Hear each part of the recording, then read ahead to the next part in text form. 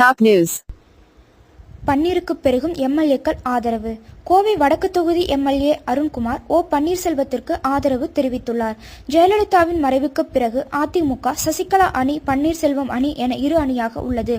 நம்பிக்கை வாக்கெடுப்பில் தங்களின் ஆதரவு எம்எல்ஏக்கள் பன்னீர்செல்வம் அணியினருக்கு மாறிவிடாமல் இருக்க சசிகலா ஆதரவு எம்எல்ஏக்கள் அனைவரும் கூவத்தூர் விடுதியில் தங்க வைக்கப்பட்டிருந்தனர்.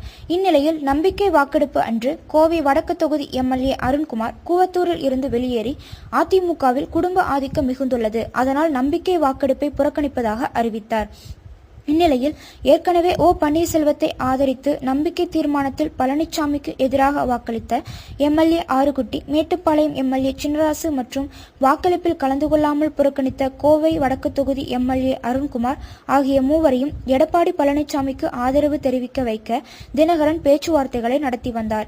அவர்களோ கட்சியின் துணை பொதுச் செயலாளரான டிடிவி தினகரன் பேசினால் ஆலோசிப்போம் என்று கூறிவிட்டனராம்.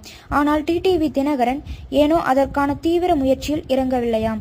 ஜெயலலிதா பிறந்தநாள் அன்று இம்மூவரையும் எடப்பாடி பழனிசாமிக்கு ஆதரவு தெரிவிக்க வைக்க நடைபெற்ற முயற்சிகள் தோல்வியில் முடிந்தன.